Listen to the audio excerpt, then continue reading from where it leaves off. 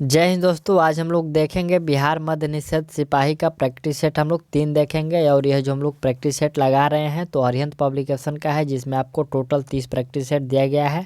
और इसमें हम लोग को जो है 1 से लेकर 2 तक प्रोवाइड किया जा चुका है। यदि आप लोग नहीं देखे हैं तो प्लेलिस्ट में जाइए, वहाँ पर आपको सारे वीडियो मिल जाएंगे। और साथ ही साथ इसका PDF चाहिए तो वीडियो के डिस्क्रिप्शन में टेलीग्राम का लिंक दिया गया है, वहाँ से आप लोग ज्वाइन होकर इसका PDF आसानी से प्राप्त कर सकते हैं। यहाँ से हम लोग का जो प्रैक्टिस टेस्ट है वो 3 है। ठीक, यहाँ पर है बिहार मद्य निषेध उत्पाद एवं निबंधन विभाग में मद्य निषेध सिपाही भर्ती परीक्षा प्रैक्टिस टेस्ट 3 है। ठीक, आप लोगों ने 1 से लेकर 2 तक लगाया होगा, तो आप लोग बताइए कि इसका जो प्रैक्टिस सेट है कैसा है। ठीक, चलिए हम लोग इसको शुरू कर लेते हैं।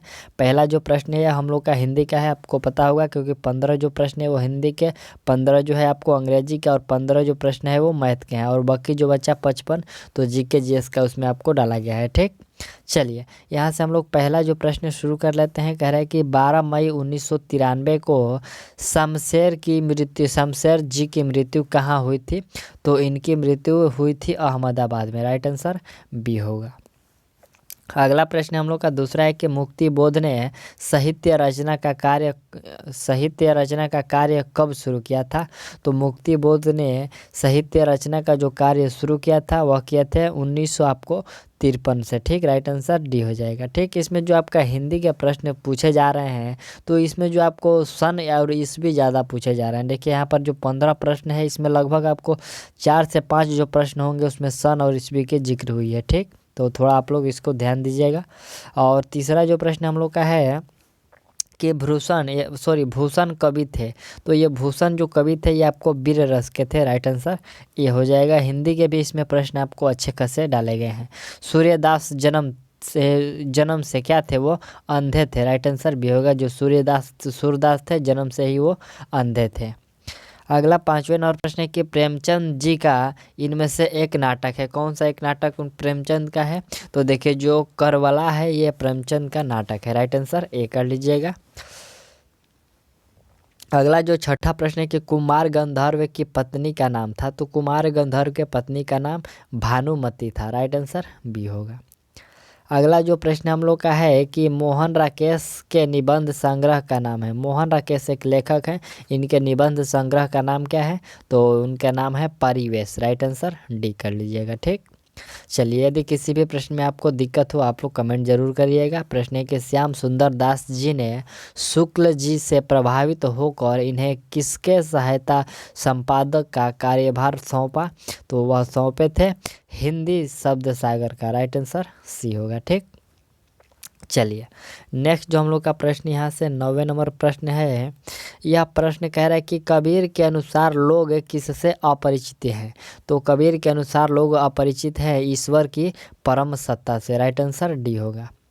नेक्स्ट जो प्रश्न हम लोग का है कि उदय प्रकाश का जन्म हुआ था। तो उदय प्रकाश का जन्म 1952 में हुआ था। ठीक, अगला प्रश्न है कि सहजोई बाई का जन्म हुआ था। सहजोई बाई तो इनका जन्म 1725 में हुआ था। राइट आंसर बी कर लीजिएगा। अगला प्रश्न है कि मेरी पत्नी और भेड़िया किसकी रचना है? तो मेरी पत्नी और भेड़िया यह जो रचना है डॉक्टर धर्मवीर का है। राइट आंसर ये होगा। ठीक, चलिए अगला जो प्रश्न है कि भूषण के बाद वीर रस का सर्वश्रेष्ठ कवि किसे माना जाता है? तो उस भूषण के बाद जो वीर रस का सर्वश्रेष्ठ कवि माना जाता है रामधारी सिंह दिनकर को माना जाता है। अगला जो 14वें नंबर प्रश्न है कि प्रेमचंद जी का जन्म कहाँ हुआ था? तो प्रेमचंद का जो जन्म हुआ था वो बनारसी में हुआ था। ठीक, अगला 15 नंबर प्रश्न है कि पंकज बिष्ट का जन्म हुआ था। तो पंकज बिष्ट का जो जन्म हुआ था कहाँ पर, वो कब हुआ था? ये 1946 में हुआ था। राइट आंसर बी कर लीजिएगा। ठीक, तो यहाँ से हम लोगों ने 15 जो प्रश्न थे वो कंप्लीट कर लिए हिंदी के। और अंग्रेजी का जो प्रश्न है मैं आपको दूसरे वीडियो में प्रोवाइड कर दूंगा। और चलिए हम लोग यहाँ से हम लोग का 31 नंबर से जो प्रश्न है ये मैथ का है, तो आप लोग मैथ बनाइएगा, मैं आपको आंसर प्रोवाइड कर दे रहा हूँ। ठीक, यहाँ से आपका लोग का 31 का राइट आंसर क्या होगा? 4:5 होगा। ठीक, आप लोग एक बार प्रश्न को देख लीजिए और अपना आंसर लिखकर आप इसको बनाइएगा। और इसके बाद हम लोग बढ़ जाएंगे अपने GK GS के प्रश्न में, क्योंकि जब हम लोग मैथ बनाने लगेंगे तो इसमें थोड़ा सा समय लगेगा। यदि किसी भी प्रश्न में आपको डाउट हो तो आप लोग उसका कमेंट करिएगा, मैं आपको सॉल्यूशन जो है इसका टेलीग्राम पर दे दूँगा। ठीक, चलिए अगला 32 नंबर का हम लोग का राइट आंसर क्या होगा। 32 नंबर का जो राइट आंसर होगा वह होगा यहाँ पर 2015-16। ठीक। अगला जो प्रश्न यहाँ से हम लोग का 33 नंबर है, तो 33 का राइट आंसर यहाँ पर 52.8 हो जाएगा। अगला यहाँ से हम लोग का 34 नंबर है, 34 का जो राइट आंसर होगा वह आपको बी हो जाएगा। ठीक। चलिए अगला जो प्रश्न हम लोग का यहाँ से 35 नंबर प्रश्न है, 35 वाला भी आपको प्रतिशत का है, तो इसमें क्या होगा, इसमें आपका जो राइट आंसर होगा वह 1008 होगा। ठीक। चलिए 36 नंबर का राइट आंसर क्या होगा। 36 का राइट आंसर 15% हो जाएगा।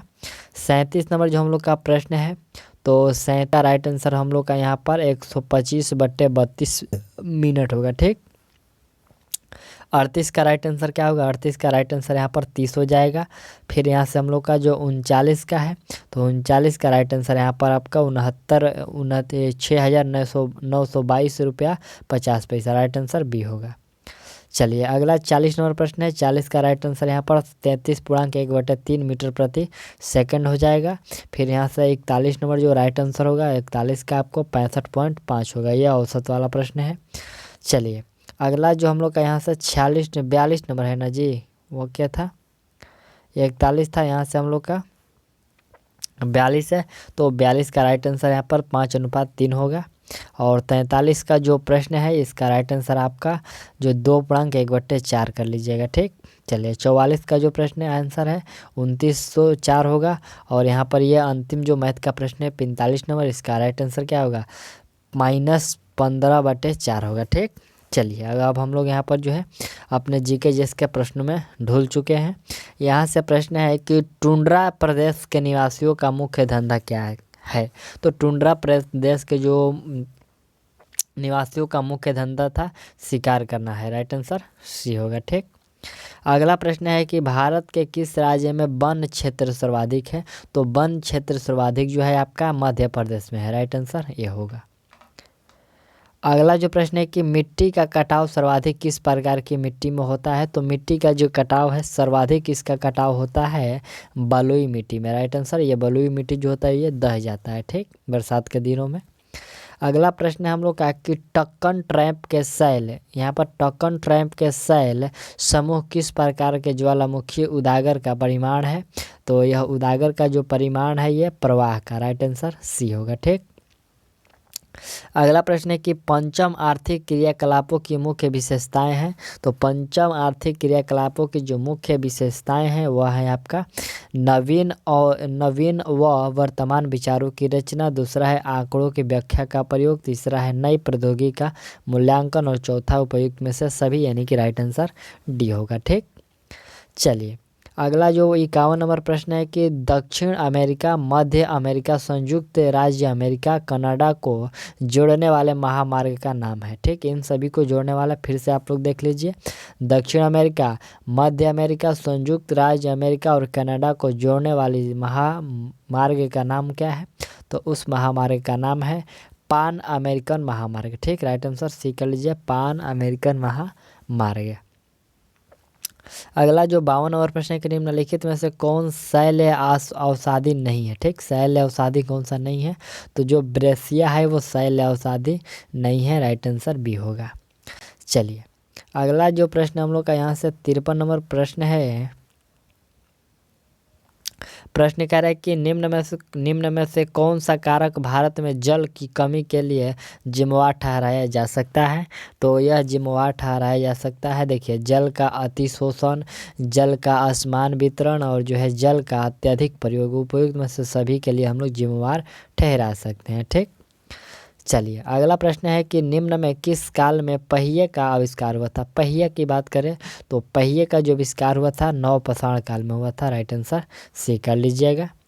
चलिए अगला प्रश्न है कि मेसोपोटामिया की सभ्यता के अंतर्गत प्रौद्योगिकी के क्षेत्र में महत्वपूर्ण आविष्कार क्या था। तो उस समय जो महत्वपूर्ण आविष्कार था कुम्हार के चाक का निर्माण, यही जो सबसे उस समय का महत्वपूर्ण क्या बोलते हैं आविष्कार था। ठीक, मेसोपोटामिया की सभ्यता का।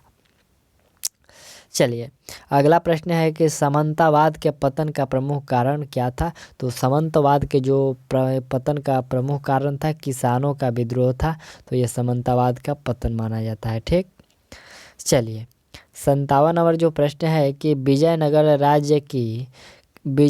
राज्य किस नदी के किनारे स्थित था। तो विजयनगर जो था यह तुंगभद्रा नदी के तट पर स्थित था। चलिए अगला प्रश्न है कि यूरोप में पूंजीवाद की शुरुआत किसके फलस्वरूप हुई। तो यूरोप में जो पूंजीवाद की शुरुआत हुआ था यह औद्योगिक क्रांति के फलस्वरूप हुआ था। ठीक, चलिए अगला प्रश्न है कि अंतर्राष्ट्रीय स्तर पर थियोसॉफिकल सोसाइटी की स्थापना कब हुई। तो अंतर्राष्ट्रीय स्तर पर जो थियोसॉफिकल सोसाइटी की स्थापना हुआ था यह कब हुआ था। यह हुआ था आपका 1875 ईस्वी में। राइट आंसर सी कर लीजिएगा। ठीक, चलिए अगला जो प्रश्न यहाँ से हम लोग का है कि भारत छोड़ो आंदोलन कब शुरू किया गया। तो भारत छोड़ो जो आंदोलन है यह है आपको 1942 में यानी कि अगस्त 1942 में शुरू किया गया था। अगला जो प्रश्न हम लोग का है कि किस पंचवर्षीय योजना में पहली बार गरीबी उन्मूलन पर विशेष जोर दिया गया। तो गरीबी उन्मूलन पर जो विशेष जोर दिया गया यह दिया गया था 5वीं पंचवर्षीय योजना में। यहाँ पर आपका जो 61 का राइट आंसर होगा वो बी हो जाएगा कि 5वीं पंचवर्षीय योजना में आपको गरीबी पर जोर दिया गया। ठीक, चलिए अगला प्रश्न है कि भारतीय रेलों द्वारा सबसे अधिक माल परिवहन होता है। तो सबसे अधिक जो माल परिवहन होता है यह आपको परिवहन होता है सीमेंट का। ठीक, राइट आंसर भारतीय रेलों के द्वारा जो सबसे अधिक माल परिवहन होता है वो सीमेंट का। ठीक, चलिए नेक्स्ट जो हम लोग का प्रश्न है यहाँ पर तृष्ण जो गुण होता है, तृष्ण गुण होता है ये कैसा होता है। तो तृष्ण गुण ये आपको सापेक्ष होता है। राइट आंसर बी होगा। चलिए अगला हम लोग का 64 नंबर जो प्रश्न है यहाँ से प्रश्न क्या कह रहा है। प्रश्न ये निम्नलिखित में से उपभोक्ता की पूर्ण तृप्ति की स्थिति कौन सी है। ठीक, निम्नलिखित में से उपभोक्ता की पूर्ण तृप्ति की जो स्थिति है वो कौन सी है। तो वह है आपका शून्य सीमांत उपयोगिता। राइट आंसर ए होगा। चलिए अगला जो प्रश्न है कि अवमूलन का अर्थ है। तो अवमूलन का जो अर्थ होता है अन्य देशों की मुद्रा की तुलना में घरेलू मुद्रा का मान कम करना जो होता है वही अवमूलन होता है। ठीक, अगला प्रश्न है कि अंतर्राष्ट्रीय वित्त निगम किसके अधीन कार्य करता है। तो अंतर्राष्ट्रीय वित्त निगम जो है यह विश्व बैंक के अधीन कार्य करता है। अगला जो प्रश्न हम लोग का है कि राष्ट्रीय धातुक्रम प्रयोगशाला कहाँ स्थित है। तो राष्ट्रीय धातुक्रम प्रयोगशाला जो स्थित है यह स्थित है जमशेदपुर में। राइट आंसर डी हो जाएगा। अगला जो प्रश्न हम लोग का 68 नंबर प्रश्न है कि जैव मंडल में सभी जीवित जातियां जीवित रहने के लिए एक दूसरे के परस्पर संबंधित और यहाँ पर संबंधित और निर्भर रहती है। इस जीवन आधारित तंत्र को ... कहते हैं। तो इस जीवन आधारित तंत्र को क्या कहते हैं। परितंत्र, पर्वत श्रेणी, जंगल या फिर वातावरण। तो इसको हम लोग कह सकते हैं क्या, परितंत्र कह सकते हैं। ठीक, यहाँ पर वातावरण तो नहीं कहेंगे, जंगल भी नहीं कहेंगे और पर्वत श्रेणी भी नहीं कहेंगे, यहाँ पर परितंत्र कहेंगे। ठीक, अगला प्रश्न है कि किस अनुच्छेद के अनुसार जम्मू कश्मीर के लिए निवारक निरोध संबंधी विधि बनाने की शक्ति सांसद को नहीं बल्कि राज्य विधानमंडल को प्राप्त है। यह किस अनुच्छेद के तहत। तो यह अनुच्छेद 22 के 7 के तहत। यहाँ पर अनुच्छेद 22 हो गया, उसके अंदर में 7 आता है, उसी के तहत है। ठीक, राइट आंसर डी कर लीजिए। चलिए अगला प्रश्न है कि मुख्यमंत्री की नियुक्ति किसके द्वारा की जाती है। तो मुख्यमंत्री का जो नियुक्ति है राज्यपाल के द्वारा की जाती है। राइट आंसर ए कर लीजिए। चलिए अगला प्रश्न 71 नंबर है कि फास्ट ट्रैक अदालतों में विशेषतः किस प्रकार के मामलों की सुनवाई होती है। तो इसमें विशेषतः यहाँ पर मामलों की जो सुनवाई होती है देखिए उपयुक्त में से सभी होगा कि आपराधिक प्रवृत्ति के मामले, महिलाओं से जुड़े मामले और फास्ट ट्रैक को लंबित मामलों की सुनवाई के लिए गठन किया गया है। उपयुक्त में से सभी हो जाएगा। राइट आंसर इसका डी होगा। ठीक, चलिए अगला जो प्रश्न यहाँ से हम लोग 72 नंबर है कि जून 2021 में किस देश के पूर्व प्रधानमंत्री अनिरुद्ध जगन्नाथ का 91 वर्ष की आयु में निधन हो गया। ठीक, यह प्रश्न जो है करंट अफेयर से है। कह रहे कि जून 2021 में किस देश के पूर्व प्रधानमंत्री अनिरुद्ध जगन्नाथ का निधन हो गया, जो 91 वर्ष उनकी आयु थी। ठीक, वह कहाँ के जो थे प्रधानमंत्री थे, तो वह प्रधानमंत्री आपको मॉरिशस के थे। राइट आंसर सी होगा। अगला है कि अंतर्राष्ट्रीय प्रवासी दिवस का आयोजन कब किया जाता है, तो अंतर्राष्ट्रीय प्रवासी दिवस का जो आयोजन है यह 18 दिसंबर को किया जाता है। राइट आंसर ए हो जाएगा। चलिए अगला जो प्रश्न हम लोग का यहाँ से 74 नंबर जो प्रश्न है, यह प्रश्न कह रहा है कि यूरोपीय संघ की मुद्रा है। ठीक, इसमें आपको मुद्रा से भी प्रश्न आपको हर एक सेट में एक पूछा जा रहा है, तो आप लोग जो देश की मुद्रा आप लोग जरूर याद कर लीजिएगा। यहाँ से है कि यूरोपीय संघ की मुद्रा कौन सी है, तो वह है आपका यूरो। ठीक, यूरोपीय की मुद्रा कौन सी है, यूरो।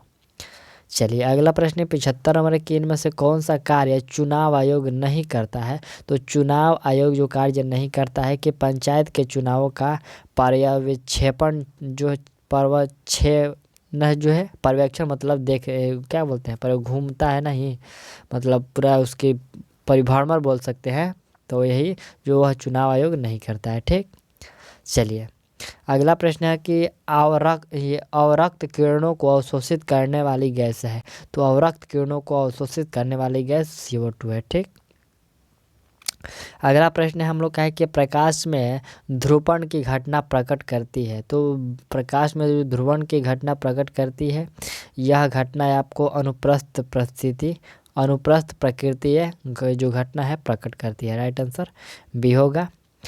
अगला जो प्रश्न है कि आधुनिक आवर्त नियम दिया है, तो आधुनिक जो आवर्त नियम दिया है यह किसने दिया है, मोसले ने दिया है। ठीक, अगला प्रश्न है कि किसी लोहे की गेंद को गर्म करने पर सबसे अधिक प्रतिशत वृद्धि होगी, तो सबसे अधिक जो प्रतिशत वृद्धि होगी आयतन में वृद्धि होगी। ठीक, यदि किसी लोहे के गेंद को गर्म करेंगे तो उसका आयतन जो होगा वह बढ़ जाएगा।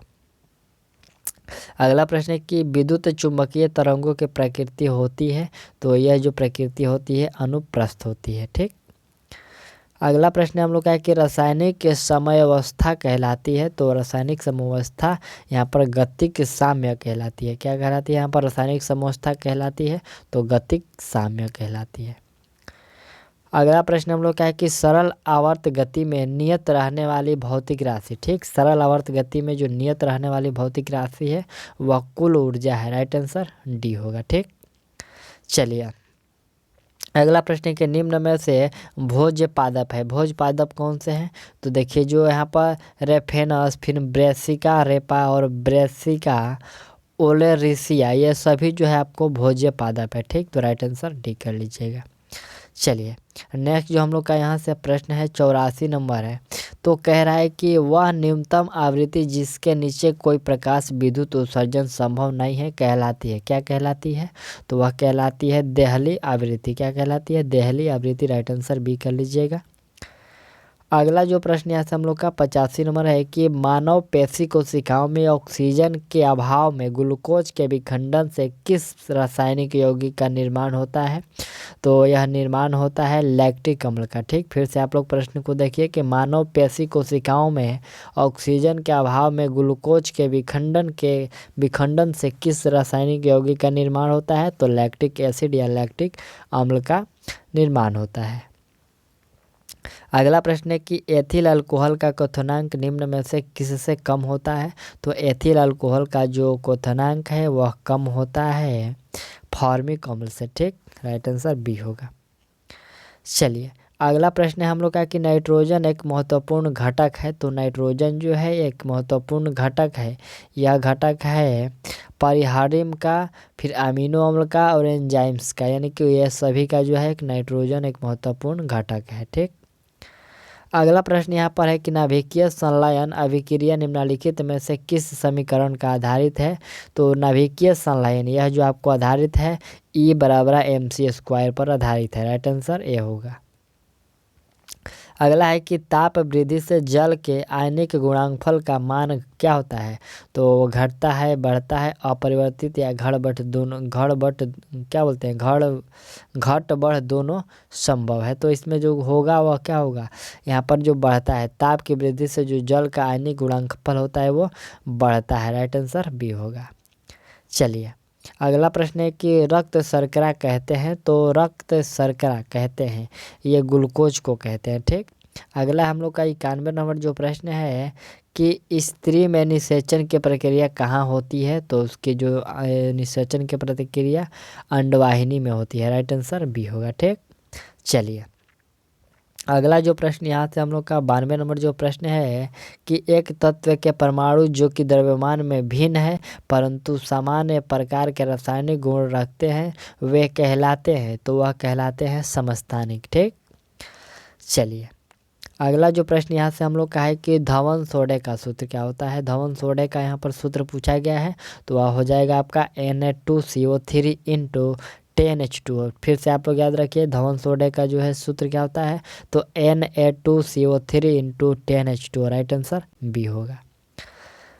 अगला प्रश्न है कि मायोसिन प्रोटीन पाई जाती है, तो मायोसिन प्रोटीन जो है मांसपेशियों में पाई जाती है। ठीक। अगला पॉइंट हम लोग का 95 नंबर है कि इकोटॉन का निर्माण होता है, तो इकोटॉन का निर्माण दो परितंत्रों के जुड़ने से होता है इकोटॉन का निर्माण। राइट आंसर सी हो जाएगा। अगला प्रश्न हम लोग का है कि सर्वप्रथम प्रयोगशाला में जीन का संश्लेषण करने वाले वैज्ञानिक, तो सबसे पहले प्रयोगशाला में जो जीन के संश्लेषण करने वाले वैज्ञानिक है वह है आपका खुराना। ठीक। राइट आंसर डी कर लीजिएगा, खुराना। अगला जो प्रश्न हम लोग का है कि ताप में वृद्धि करने पर HE गैस की जल में विलेयता पर क्या प्रभाव पड़ेगा? ठीक। तो इसमें जल में विलेयता पर प्रभाव पड़ेगा, विलेयता बढ़ेगी। राइट आंसर बी होगा, इसमें विलेयता बढ़ेगी। अगला जो प्रश्न है कि थर्मोसेटिंग प्लास्टिक है, तो थर्मोसेटिंग प्लास्टिक जो है आपका यह पॉलीथीन है। राइट आंसर बी होगा। अगला जो प्रश्न हम लोग का 99 नंबर है कि निम्न में सबसे हल्की गैस कौन सी है? सबसे हल्की गैस की बात हो रही है तो हीलियम हो जाएगा। ठीक। चलिए अगला जो हम लोग का अंतिम प्रश्न ये 100 नंबर है, कह रहे कि किसी तार के पदार्थ का यंग प्रत्यास्था गुणांक प्रतिबल के उस परिमाण के बराबर होता है जो तार की लंबाई को दोगुना कर दे। यहाँ पर ऑप्शन जो है सी आपका करेक्ट होगा कि जो तार की लंबाई को दोगुना कर दे। ठीक। तो इसमें जो हम लोग का 100 प्रश्नों था हम लोग सबसे रूबरू हो चुके, और यह जो हम लोग का प्रैक्टिस सेट था वो 3 था। आपका जो 4 है वो जल्दी प्रोवाइड की जा सकती है। मिलते हैं अगले वीडियो में, तब तक के लिए थैंक्स। और अपना जो इसका स्कोर बता दीजिए कि आप इसमें कितना सही कर पाएँ। ठीक। तो मिलते हैं अगले वीडियो में, तब तक के लिए थैंक्स, ऑल द बेस्ट।